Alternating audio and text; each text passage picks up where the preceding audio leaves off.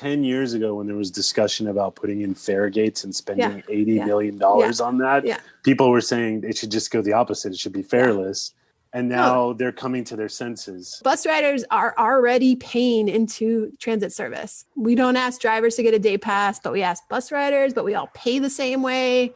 That's wacky. We can afford this. It's just our priorities are not focused on supporting people who ride the bus. We really should be like helping people out, making this as easy as possible. And actually, you know, sometimes I think we should be paying people who ride the bus because they're doing us all the biggest favor of reducing our GHGs, not being part of traffic. People who've been riding the bus for 10 years deserve a big fat check. Right.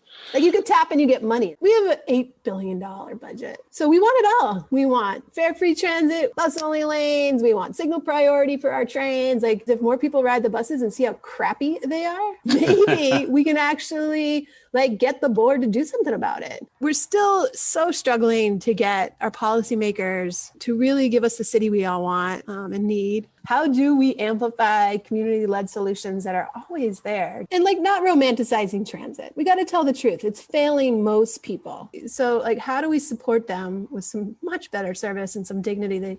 It's long overdue. And then how do we also make it work for others?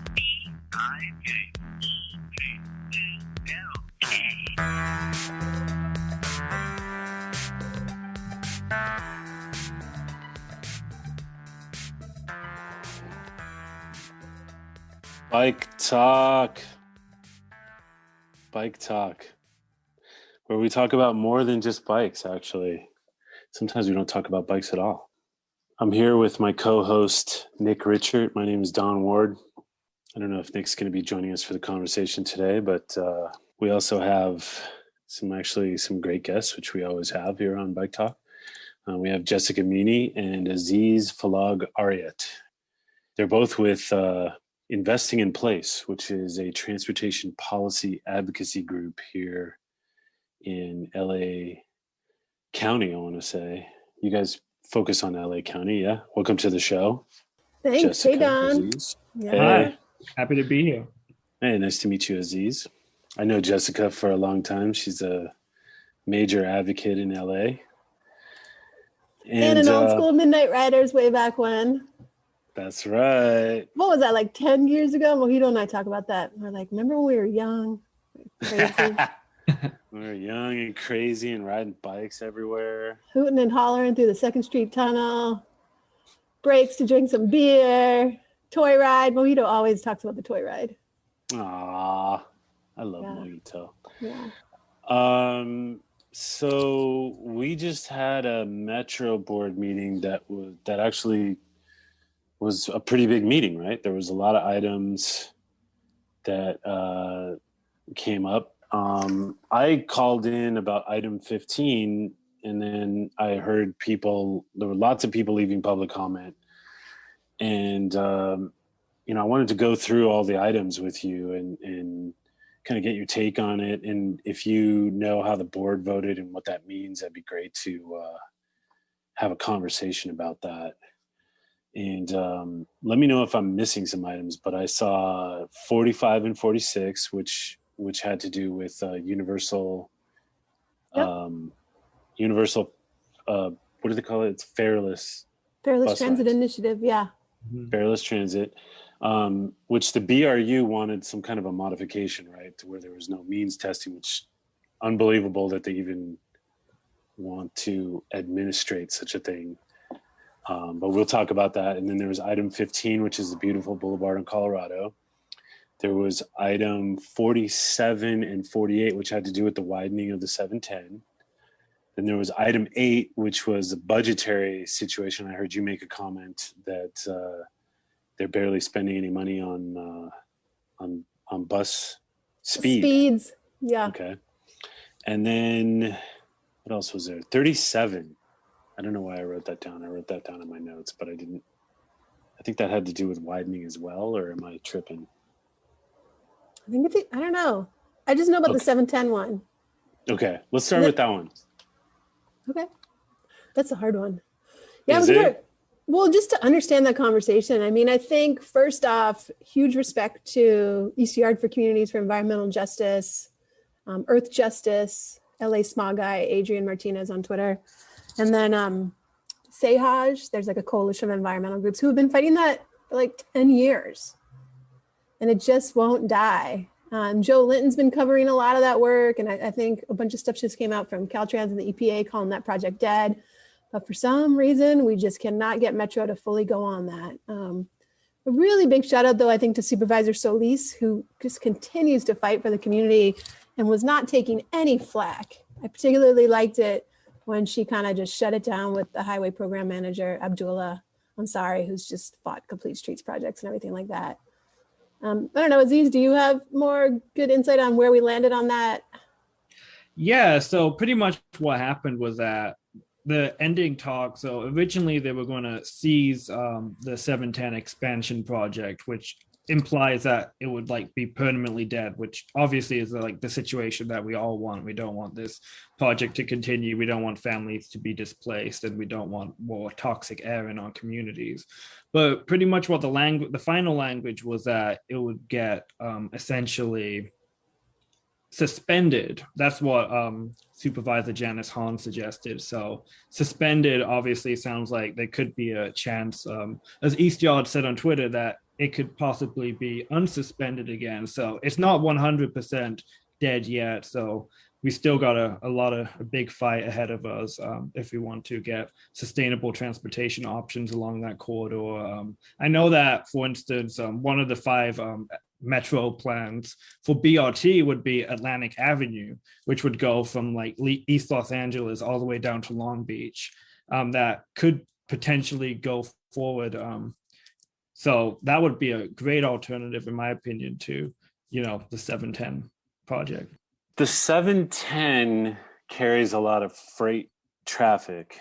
Every time I've driven on the 710, it's just like stacked with trucks down there. It seems obvious to me that they're trying to widen it because of the freight traffic, which would induce more freight traffic. Is there any kind of initiative to beef up rail freight out of the port, or what's going on with that? We have the whole Alameda yeah. I mean, there's the whole Alameda corridor that we built 10, 15, 20 years ago, right? So there is a rail yard, right? And yes, it's commonly referred to as the diesel death zone. The air quality is that crappy. And right? That's because of the freight as well. It's also because of freight, but trucks as well. It's the entire goods movement, industry that's moving right there.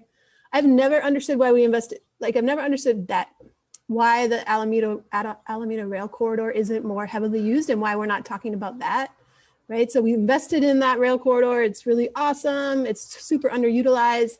The best explanation I've ever heard from people is that the point-to-point distribution that trucks have compared to rail is just favored by a lot of people.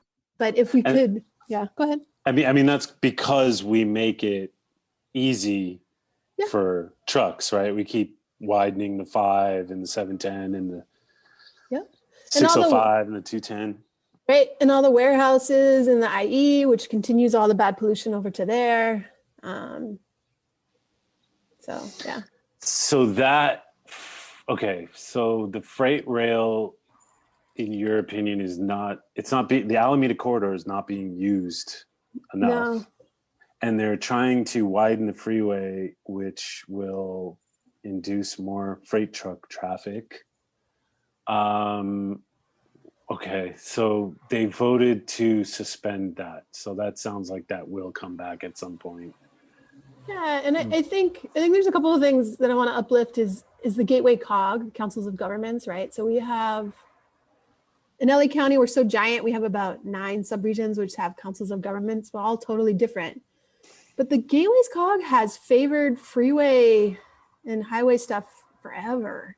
I don't know if you remember, Don, when we were fighting for money in Measure M for active transportation for sidewalks and bike lanes, they were the only subregion to not allocate any of their Measure M dollars. They fought a tooth and nail. So there's also a pretty big disconnect in my mind with who sits on the Gateway COG versus the communities they're serving. That's a pretty big Latino community, young, and it's just a governance issue. I don't know, maybe that's the most polite way I can say it, so that continues to be problematic. And there's just always this go-to. I mean, it's clearly a huge issue, and our ports play a big role in our region. But I thought what also that was interesting is the East Yard tweet is, like a lot of stuff, the community has the answers. We just start freaking listening to them. They tweeted, so way back when, I think it was 2012, they had a community preferred alternative, which was like almost exactly what Phil Washington was saying when he was like, let's reimagine highways. And so when will we listen to East Yard and their community members who have solutions? I don't have the solutions, but I think the people who live there and have been dealing with this for years really do. Yeah, and there's a lot of resistance now. I mean, East Yards have been doing this for years. Also in like Downey, the Happy City Coalition, led by Alex Contreras, has been fighting the 5605 expansion up there. So it's really the Gateway Cog who just wants to spend a lot of money on highways and not think of any like alternatives. But there are a lot of, whether it's in Long Beach or Kodai or in Downey, there are a lot of groups that are fighting against that codependent status quo. Now, the Gateway Cog is, tell me about the board. Who makes up the board and how does it get appointed? Or I guess it's just an agreement between the cities that are around the port, right? That's considered to be the Gateway Cog. I forget how many number of cities. I want to say it's 28 cities. The Southeast Los Angeles County is filled of, like most of Los Angeles County, lots and lots of small cities, right? So it's made up of whatever the geographic boundaries are. It's a lot of the 710, I want to say the 105, the 605. And it's elected officials from all of those cities. The cities themselves nominate a council member or mayor to go serve on the COG. So it's all elected officials, yeah. Okay. I'm in a group, the No on 710 group. I forget the exact name on Facebook, but I see a lot. They're basically based in like Pasadena and Alhambra, I guess. And I posed a question there. It's like they kind of got their way, right? Like the 710 is not going to go through Pasadena. I kind of posed this question to the group. It's like, hey, how about you guys lend some political support to the folks fighting it on the south end? Because, I mean, is anything truly dead? Like in a few years, could they come back and say like, hey, look, truck traffic is so severe on the 710. We have to reopen this case on the north. Like, is there some motivation for them to get involved besides, altruism? I mean, who knows, right? I mean, as any project, any zombie highway project in Southern California ever did, who knows? But then it would be quite powerful if they did support the Southeast community members. Yeah, because there's a lot of political clout there, right? Like, yeah. So it might be worth like rallying those folks to, I don't know. They probably got their way and they're probably not that interested, but it would be something if they actually lended their support. That's a good idea. Yeah. Great showing of solidarity if they did. Yeah. And also there has to be some kind of self-interest there, because if we're widening the 710 on the south, it just seems like those trucks are going to find their way through that area no matter what. I mean, if it gets really clogged up and we're inducing more truck traffic on the south, it's going to find its way through Pasadena and Alhambra and the 210. So it just seems like there's even like they should be self-interested in like continuing that fight. I mean, honestly, we all should be, right? Totally. I mean, especially like with the explosion of the Amazon warehouses. I think I heard on the LA podcast that like Amazon warehouses tripled their footprint in just this past year with COVID. And now Amazon has its own delivery trucks, right? They're no longer doing it on UPS. Right. And so all of us, I speak for myself, we ordered so much stuff online during particularly the scary days of the pandemic. We all play a role in that. Yeah. Well, I think now we're starting to see some movement. So a couple of days ago, Streets for All, Jessica and I were on a call earlier with Michael Schneider, executive director. So Streets for All, Happy City Coalition, and Sunrise Movement have this new campaign going that's called Destruction for Nada. And pretty much the goal is to like end all like freeway expansions across LA County. So that could be like a really potent vehicle that could end up getting people from other areas such as Pasadena to like stand in solidarity, not only just in the 710 South, but also the 605 5 widening in Downey. And that could be the true force that really extends countywide. So to answer your earlier question, Don, that may be like a potential like vehicle. And it's interesting that the Alameda corridor is underused. I didn't realize that. I thought it was maxed out and that there was some resistance to expanding it, or I don't even know if that's possible, but they were expanding service because of diesel fumes from the trains too, or is that an issue or no? I don't know enough to really say, but it does seem like I don't understand why we never hear about solutions on rail. Considering we invested in that whole corridor quite significantly. Okay. But maybe East Yard people know. I don't know enough of the ins and outs on that one. Okay. They voted yes to pause that widening. So that's good news for now on 47 and 48, right? Yep. Okay. Let's move on to 45 and 46, which was the universal fareless how do I say that? Fareless bus fare? A lot of people call it the FSI. Okay. People at Metro call it that, the Fareless System Initiative. Okay. So they proposed to do a pilot, and I'm not familiar with it as much as I should be, but what I heard was there was talk of means testing folks. So I guess you'd have to do some kind of application proving that you are low income to get a tap card. They're still going to use tap cards and won't just like let people on the bus. You have to still have a tap card kind of deal. I think so. I mean, I think, Don, one thing that's really, so first off, just shout out to Bus Riders Union, who's been calling for this for 15, 20 years, right? Totally. I want to point out real quick, like 10 years ago when there was discussion about putting in fare gates and spending $80 million on that, people were saying it should just go the opposite. It should be fareless. They spent $80 million. I'm absolutely positive they didn't get a return on investment. No. And now they're coming to their senses. So we just blew $80 million. Okay, sorry. Yeah, no, that I wish that it was 2007 or something they did that. Remember how beautiful the Red Line and all those places used to be? And it was like designed like that for like safety, right? So lots of people can exit really quickly. We live in earthquake country. Like it was intentional, and it was, I don't know, I also thought it was a little highly suspect about which security firms was getting to install those, like the whole boondoggle. But so, and also Strategic Alliance for a Just Economy, they've been hustling really hard on this initiative. ACT LA, we've been more just supporting those partners and people really pushing for it. But so let's see. What I think is really interesting or strange is this whole idea just kind of came out of the blue last September when we were fighting really hard to restore bus service at a budget hearing and picking up a lot of speed. And Phil Washington just dropped on the floor like, hey, let's consider fare-free transit. And it really redirected the whole conversation as opposed to some attention we really needed on the quality of bus service. But nevertheless, it's a great idea. Totally support it. I mean, I think here in Los Angeles region, of course, it's not free. Buses cost stuff. But I think it's really important to remember that almost 70% of how we pay for our transportation in LA, our highways, our sidewalks, our bike lanes, our buses, is from sales taxes, right? So bus riders are already paying into transit service. We don't ask drivers to get a day pass, but we ask bus riders, but we all pay the same way. That's wacky. So Phil introduced it in September. Mayor Garcetti's been extraordinarily out there supporting it.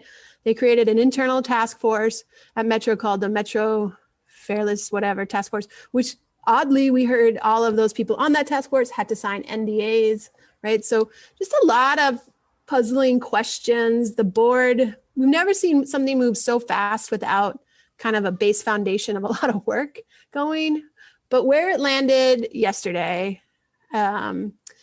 is one big win we saw, certainly, was Supervisor Mitchell, seconded by Bonin and supported by the mayor. We were supposed to start collecting fares on buses starting, I think, June 28th. But so then they were going to start collecting fares, but then in August, they were going to roll out some pilot fareless initiative for college students, and I think K through 12, and just all these messy communications and fits and stops. So we did see the board approve suspending fare collection on buses until they figure this out. I think the next wave is a pilot, maybe in August, maybe in the fall, for K through 12 students and community college students, and then possibly a universal one in the winter. It's all a little fuzzy. It's an exciting conversation. I mean, Don, the amount of money Metro is budgeting to get in fares in this next year is about, I think, $220 million. That's a drop in an $8 billion budget. Metro got $2 billion in federal COVID relief dollars. We can afford this. It's just our priorities are a little not focused on supporting people who ride the bus. Aziz, do you have a better explanation of where we are on FSI, or more to add, I guess? Yeah, I guess a bit more to add. So it seems what the direction, and this was repeated by Garcetti and also repeated by Holly Mitchell, was that this was the program that was going to go forth was not going to be means tested, so people wouldn't have to go send forms to Metro, prove your poverty, which is really what all means tested programs are essentially. So Holly Mitchell said that what was kind of being the dominant form being looked at is something called attestation, which, to be honest, I never heard of until yesterday. I didn't know that was such a government policy, but attestation is pretty much you self-validate yourself. You say who you say you are, and then essentially you get the service for free. So pretty much what Holly Mitchell was saying is that that's what we're going to look at. But if there's other options, so there's a bit of wiggle room there. So if there's other options, so for instance, if advocates continue to push for universal fare free transit, which is what we definitely should. I still have a lot of questions about attestation. I know universal programs in general are very popular and broadly supported. There's still those questions that have to be answered, and still a lot of fight to keep on. The point I was trying to make on public comment, and they only gave you a minute to talk about all these things, is how much does it cost? Okay, two things. It's how much does it cost to administrate means testing? That's more expense. And secondly, it's what are they afraid of? They're afraid that people of means are going to start using public transportation. That's what we want. We want people to get on the bus. There's an opportunity. They shouldn't even have tap cards, in my opinion. I know they need to track the trips or something, but it's if I'm out on the, if I'm a person of means and I'm out at a bar or something and I suddenly see a bus and I'm oh, I'll just get on the bus and go home instead of driving or whatever it is. It's why would you want to deny that person that opportunity by introducing some process? And then you're demanding that people that aren't of means fill out more paperwork, which is already a pain in the ass for people of less. I don't get it. That it's more expense, more paperwork, and less people getting on the bus, less chances for people to discover public transit. Well, yeah, I totally co-sign all of that, and all of the costs of enforcing fares and blah, blah, blah. But also, Don, I was always really struck. I think there's something 800,000 kids, 800,000 students at LAUSD, and less than 100,000 of them are using the Metro K through 12 reduced fare tap card. They don't even know about it. It's a super complicated process. So we've seen, at least for me, that these reduced fare programs, people don't access them. They don't, they're not. And then also, I think we also live in a region with a lot of people with mixed status families and undocumented who are not looking to give over all their paperwork to prove who they are. Let's just, we have the poorest, people who ride our buses in particular in LA, we have the poorest transit ridership in the country. We really should be helping people out, making this as easy as possible. And actually, sometimes I think we should be paying people who ride the bus, because they're doing us all the biggest favor of reducing our GHGs, not being part of traffic. People who've been riding the bus for 10 years deserve a big fat check, not more fares or complications or tell us your whatevs. It's backwards to me. Right. That's actually a great idea. You can tap and you get money. I've been joking with one of my friends.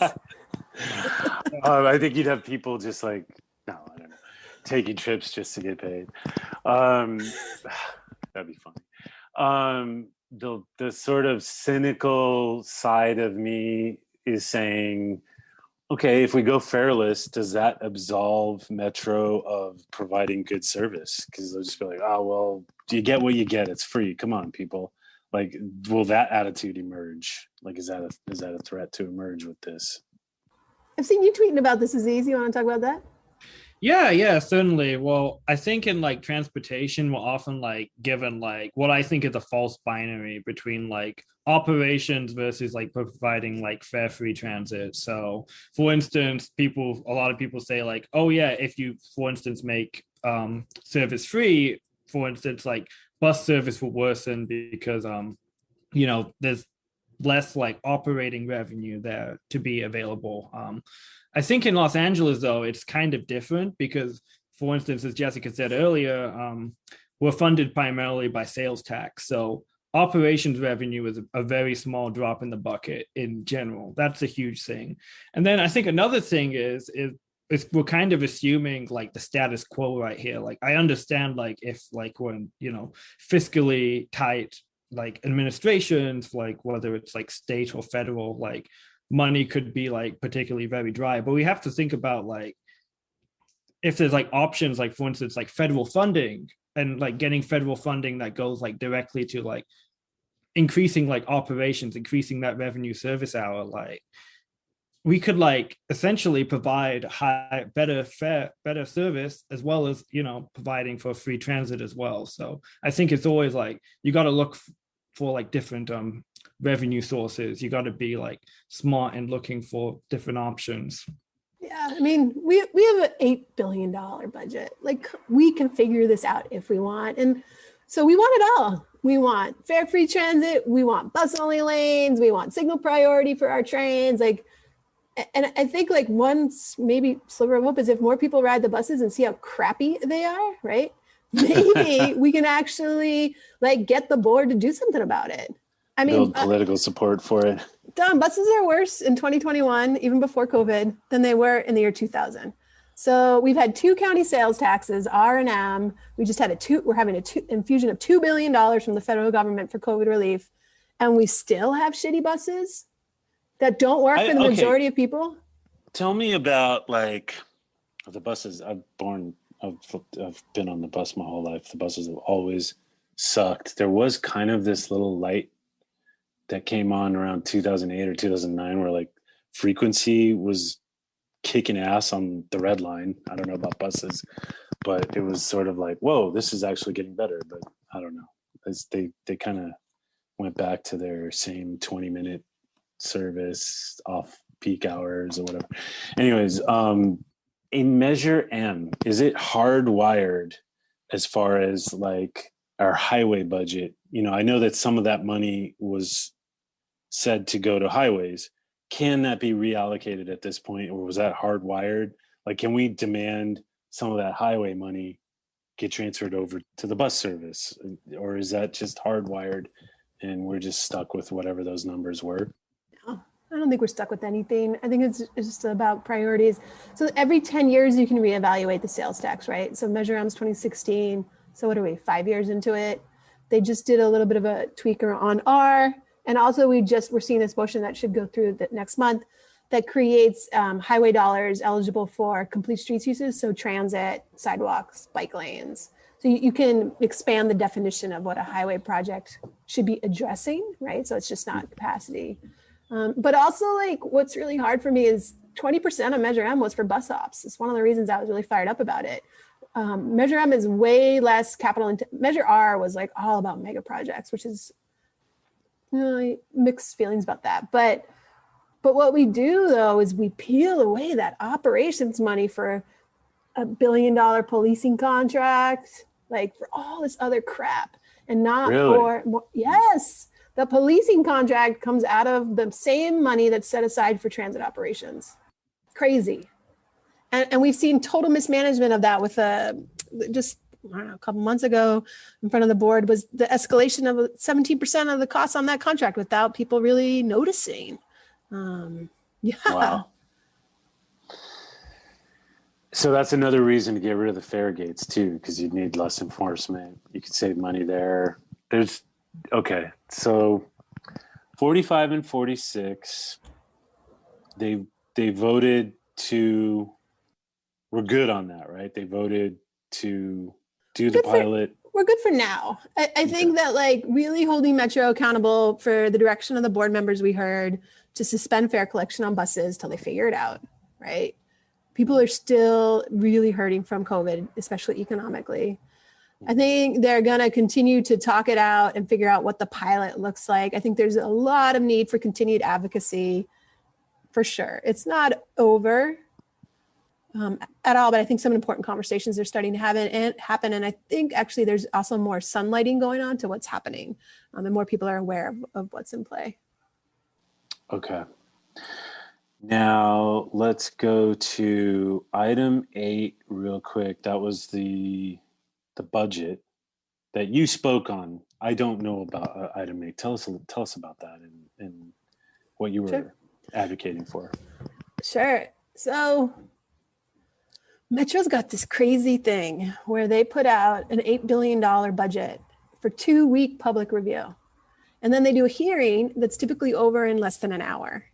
They did this last year and they did it again this year, and they've probably been doing it forever, but I've just started really paying attention. Unlike the city of LA that has like budget hearings for days and days, and you hear the council members in the city of LA ask for report backs and people dig into it. This is not happening at Metro. We see a budget book drop. I think it was like May 5th. The hearing was the 14th. So 2 weeks is not enough time for even the staff who work for the policymakers to figure out and to ask questions. So I wouldn't say it's a process that's really designed for a lot of input from policymakers, advocates like us, community members. People are really shut out. And I just think that like we spend a lot of time policies, blah, blah, blah. But really the budget book is the most important policy document we have. And without transparency, without people being able to be included, it's just not good for our region, for our type of governance, for what people need to do to hold our agency accountable who's spending our shared public dollars. So it's the largest budget Metro has ever seen at a whopping $8 billion in 1 year. Metro is a huge agency, right? Our new incoming CEO, it's like running a Fortune 300 company basically, and so just not a lot of transparency or accountability to the communities they serve. So one of the things I was talking about is, I don't know, Don, if you remember all the next gen talk, right? So next gen started in 2018. A lot of us went to so many meetings, and I really love the staff and I really love the ideas that they had with fast, frequent, and reliable service and all the maps and stuff. But we haven't really seen it funded. We haven't really seen it implemented, except the removal of many stops and the consolidation of many things. The only line item in this year budget was for $8 million for next gen to improve bus speeds, right? So if buses are worse than they were in the year 2000, it's because they're so slow and they're more spaced apart and they're more unreliable. The only thing the board was committing to improve or address that was a measly $8 million out of an $8 billion budget. That's screwed up. So not a real commitment in that budget to actually make bus service work for the majority of people, for people who use it now. That was the big thing that we've been focused on for a while. How do we build? So we see a lot of press and a lot of talk about a world-class bus system and from Metro, but not a whole lot of reflection of that in the budget. So we continue to push on that, but I've been really more hyped lately on this concept of procedural equity, which is a fancy way of saying that people should have access to decision makers who are making decisions that impact their lives. Right now, we do not have that at Metro. We're starting to see it, right? And I think like what's really inspiring is all those people who called in yesterday, all the hundreds of emails they got. And I don't know if you saw it, Don, we circulated a letter with like 7 key issues we wanted to see fixed in the budget. And because of the short time period, we only had about 8 days to get people to sign on. But within 8 days, 54 organizations signed on. Like, holy shit. Like there's clearly like a resonating something about people want to organize and see change. And so some cool things that came out of the budget is, again, Bonin and Supervisor Mitchell, and with the support of Jackie DuPont Walker, are starting to see this. And they did a motion to do 3 things. Aziz, you probably know it because you just wrote all about it. But let me see if I can do it. One is to figure out a plan to make the budget process more participatory, longer, maybe a budget hearing of its own, standing alone. 2 was to dedicate more federal funding that comes in to improve bus operations and bus speeds. And the third was, what was the third, Aziz? I forget the third one. Oh, it was the one about the in the future when referencing revenue service hours, calculate and include the impact of relative speeds on actual passenger service. Yeah, and Bonin talked a lot about the blog post that we did on bus speeds that Scott Fraser wrote. So like a lot of good signals that they're hearing advocates. So reason to be hopeful, did we move the money that we wanted to? No, but do we see a growing power of shared demands among a lot of groups? Well, that's pretty next level, I think. And I think a big win from that. I think all of those are really good, but the fact that like we're going to have like a separate, so kind of with the procedural equity, we're going to having a more thorough public and legislative process. One of the things that Bonin included was that having a separate meeting, a separate board meeting that would like have a discussion on the budget. So I think since it's like, you know, there's a lot of different line items that were involved, like why should like item 8, which is the budget, be like discussed, and then we have to discuss all these other different things as well. Like it should have its own time when everyone could like kind of look over the budget and discuss. So I think that's definitely a big win, and as well as getting federal funding being prioritized towards bus service. I think that really puts us in a better place for not only just going to the 20% restoration, but expanding beyond that, because we know that the 20% cut in bus service and getting that restored, especially when it comes to bus speeds, is clearly not enough. So we clearly need other funding sources that really help like us expand to give LA the bus system it really deserves. Yeah, I mean, and I totally co-sign all of that. I think one thing that like it's taking me 10 years to figure out, budget advocacy should start in June. Like so most public agencies start developing it in the fall, all internal, none of us see it. But like, and Metro has to do a mid-year budget adjustment in December. We're about to see even more federal money come in. Now we have these 7 core demands that a lot of people are all on the same page about. What are we as different groups collaborating to just like hold us accountable? And I think Supervisor Mitchell continues to signal she's centered around really improving the experience of bus riders. Like what a breath of fresh air that is. Like Bonin's been our only voice really continuing to say that. And then with incoming CEO Stephanie Wiggins, like, oh my gosh, I don't know if you follow her on Instagram, but today she posted, so her first day is at Metro next Tuesday. And so she's been posting all these like goodbye, thank you Metrolink IG posts. Today she did a post dedicated to people who ride the bus. I mean, ride the train, ride the Metrolink. And she was like with all these riders and celebrating them. And like, what a flip that is, right? And so if we start to see these leaders who are ready to champion people who are on the bus today, not those who are coming for the Olympics, but the one using it right now, and we see more and more groups having shared ideas on the asks we need, one can hope, you know? I'm hopeful. Did we get a good result on 8? I guess that was just something that was not going to change in that moment, right? They just sort of, did they pass that budget? They passed it. Okay. With the motion we were talking about for all the next steps. Okay. So I think for me, one of the good outcomes was the power building that's going on outside the agency and the leaders that are all like you calling in and the different people from a variety of groups, regular community members who are like, hey, we want to get involved. Like that's, for a very long time, Metro has been able to exist with very little accountability and eyes watching. It's just policy wonks like myself who are obsessed with it. But now we're seeing more just community members saying, hey, I want more. I want better bus service. I want better transportation options. And a lot of powerful grassroots groups who are just really stepping up. Well, thank you for your work, both you guys. I want to move to item 15, which is the Beautiful Boulevard, which, you know, I was listening to all the public comment, and it's so funny because even the opposition to this plan, it's the Beautiful Boulevard plan, and we're talking about Colorado Boulevard going through Eagle Rock, and the Beautiful Boulevard plan, refinement F1 alignment or something, refined F1 alignment would be removing a car lane on some stretch of Colorado in Eagle Rock. I was listening to the comments, and even the opposition, it's like car traffic is their issue.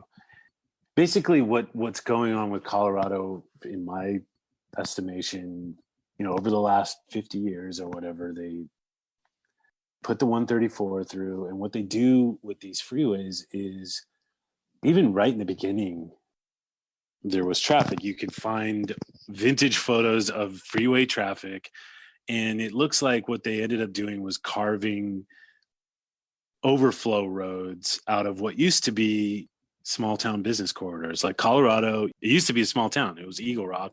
That was its own town.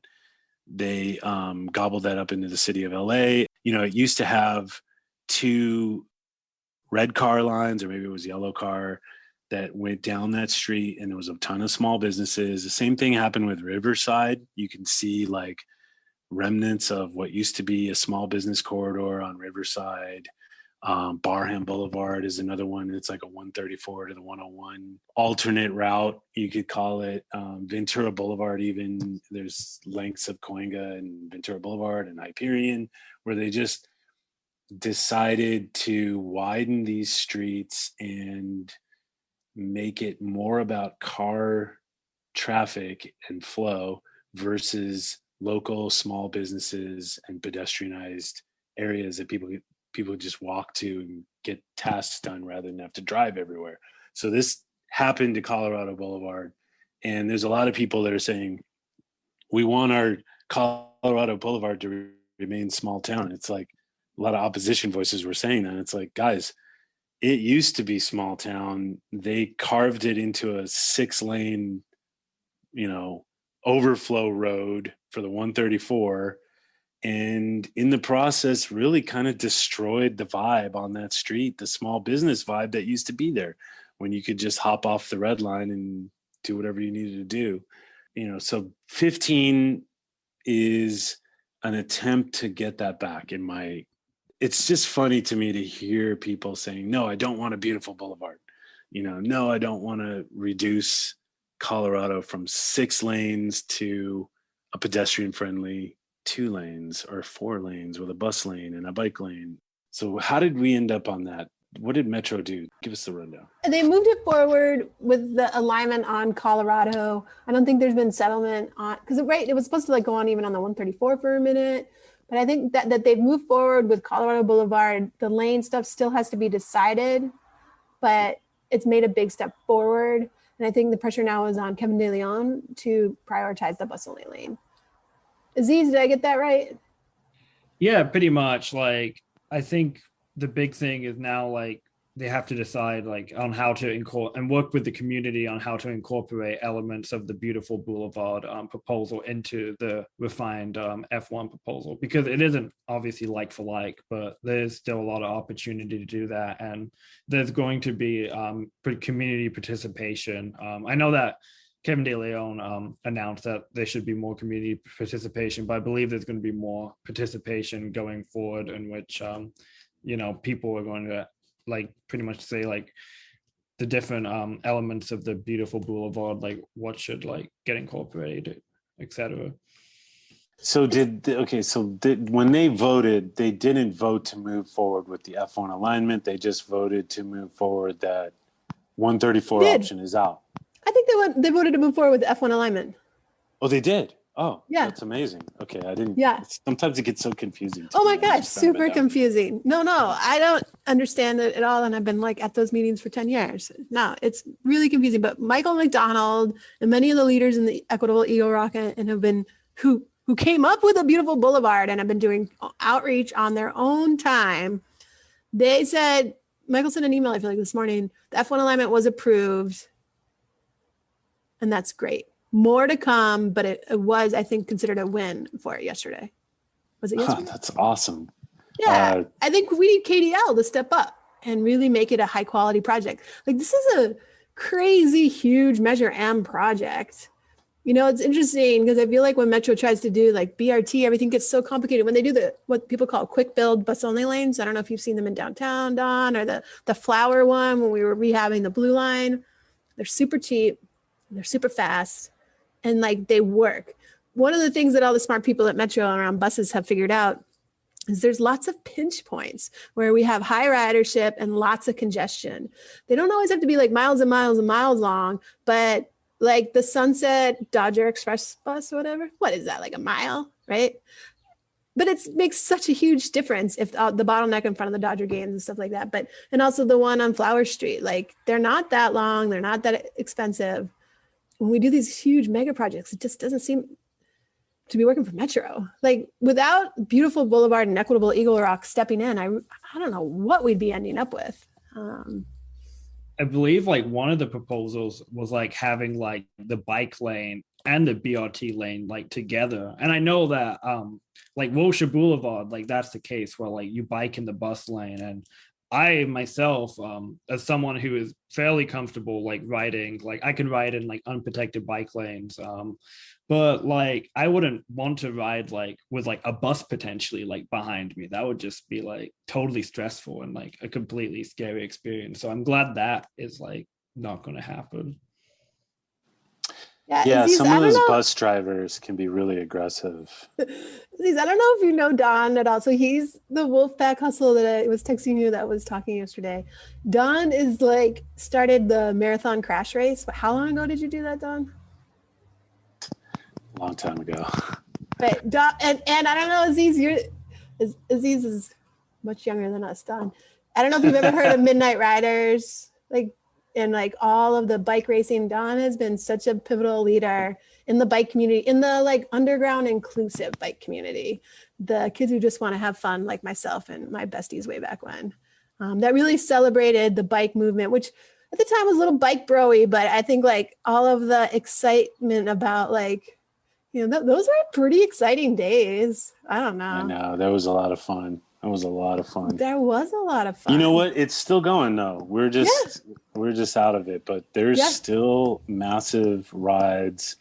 Fixie Goons, I see them. I'm like, oh yeah. Western Riders. There's still a movement going, and they're actually like Chief Lunas. The guys from Chief Lunas organized a lot for. His name was Woon. His nickname was Woon. He was a hit and run on Manchester. Yeah. And those guys, I showed up to one of those rides and they're talking the language. They were talking about pedestrian safety. They were talking about bike safety. It's hopeful. It's very hopeful. It warmed my heart to hear you yesterday in your comment talk about people walking. I was like, Don Ward sticking up. I think you even said something about bus stops now. I was like, yeah, I mean, I think like if we flip the script, I always feel like we're so reactive to our agencies, and just take a beat to like celebrate some of the community power that people do on their own. They volunteer. They're lucky enough to be paid advocates like me and Aziz. Like we're still so struggling to get our policymakers to really give us the city we all want and need. But there's still like some beautiful spots of like people just kicking ass like yourself, like, you know, all of us. Let's celebrate ourselves. You know what though? You know what I'm seeing though with this Beautiful Boulevard thing? It's like, I think in the past, some of the things about the bike movement, we were pretty aggressive in City Hall and everything. What I'm seeing that's even more hopeful. I mean, Streets for All is doing a great job, and you guys are doing a great job, is presenting these people with a vision. Like, instead of just saying, no, this is wrong, like the Beautiful Boulevard guys put together a beautiful plan that you could see, and the average person could just get on the website and be like, this is actually really cool, you know, versus like, no, we don't want option this or option that. It's, yes, we want this option, and asking for something that is the ideal. And then it's our job to sell it to the public, which is not hard. I mean, you look at Beautiful Boulevard and you're like, I want to live near that. If I was, you know, traveling to some other city, I would go there specifically and go have a cup of coffee or something and hang out in that place, versus what Colorado is right now, which is a 6-lane street. So I don't know. I was just really inspired to see that they put together this proposal visually, you know, that we can get behind and sell to the public. I think that's really effective. And like that tracks back to the 710, right? So the ECR, community preferred or alternative or whatever the right word is, like the vision they wanted 8-9 years ago is now like finally what meant, but like thank goodness they had the perseverance to hang in there, right? Oh my gosh. But yeah, I know. I mean, I think how do we amplify community-led solutions that are always there, just don't have the resources that an $8 billion agency has? I mean, the Beautiful Boulevard website is basically doing a lot of work for free for Metro. Right. Totally. Hey, I got to wrap up because I want to call my cousin on the East Coast before she goes to bed. Yeah. Thanks, guys. I know we only had you for 30 minutes, but I wanted to get through all these things. Oh, there was a ton. We're really glad you're talking about it and really glad you invited us. Yeah, this is really fun. And I want to take the BRT and I want to visit Michael McDonald and Felicia Garcia and all these people. And it's like, I've grown up here and I want a city where I drive cars, but I don't want to always have to drive a car to get somewhere. And, did you know we got a car? But I'm still so scared of driving. Yeah. We needed one. Well, because when Tupac and I got married, like his mom and brother can't drive. His brother for medical issues and his mom, she's just a lady who's not going to ever drive. But they need us. And his mom was like sick last year. And thank goodness we had a car to get her back and forth to the hospital. And cars are not evil. No. It's just that we spent 70 years redesigning the city so that everyone could drive everywhere for everything. And this is the result. There's traffic everywhere. So it's time for new approaches. And like not romanticizing transit. We got to tell the truth. It's failing most people. And until we make significant improvements on accessing it and all that stuff we've been talking about, like I feel like for a long time, a lot of us, maybe myself included, like saw it as a solution, but really it doesn't work for a lot of families and a lot of people. We want to see it work, at least for some of their trips, and really meet people with what they need as opposed to like just only people who like last thing is like Metro had the lowest transit ridership loss in the country during COVID because people who are using our buses in LA have literally no other choices, right? How do we support them with some much better service and some dignity? It's long overdue. And then how do we also make it work for others? Can I ask you a real quick question? It's like people talk about the speed of the bus and so forth, but in my mind, the more important thing is frequency. Because it's like, I was taking public transit to work. I was actually working in El Segundo and I lived in Los Feliz. And,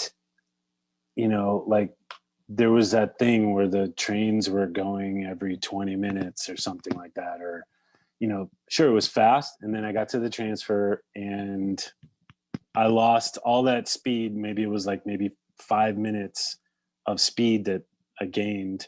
I lost because I was waiting 20 minutes for the next train. That's the problem with the bus for me. It's like, I'll go, I'll decide hey, I want to take the bus today to go to the bar. And I'm sitting there on Hollywood Boulevard, which you would think there would be a bus every 5 minutes on Hollywood Boulevard. I was waiting 30, 40 minutes for buses. And that just had me questioning my life choices at that point. It's like, is there hope for frequency? Is that a part of the conversation?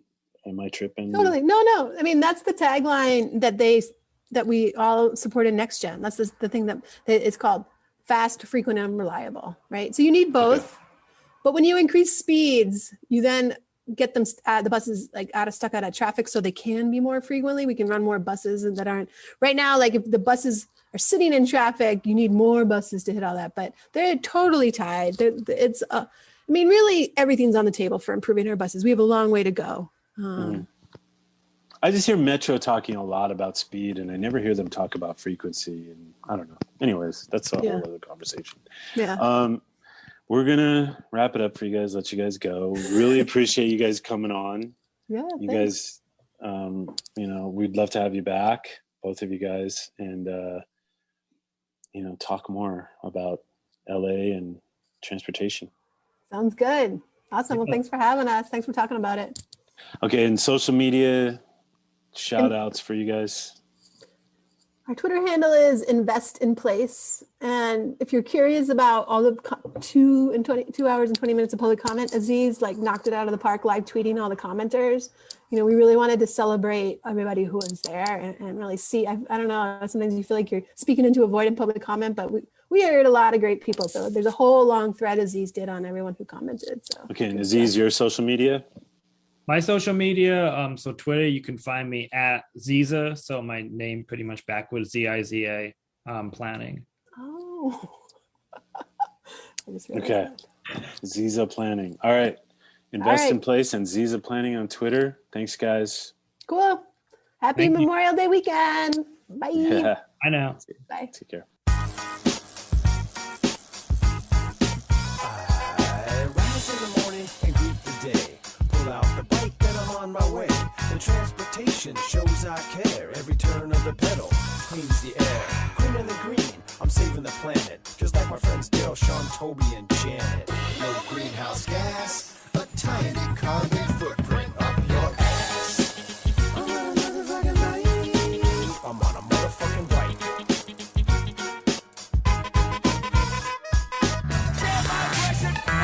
Thanks for listening to this episode of Bike Talk. If you want to hear more, go to kpfk.org, navigate to programs, and choose Bike Talk. On the Bike Talk page, click on the archives link to play or download shows posted in the last 4 months. Go to biketalk.com and copy or click on the RSS link to subscribe. Our Twitter handle is BikeTalkPFK. On Facebook, we are Bike Talk. You can become friends and join our group.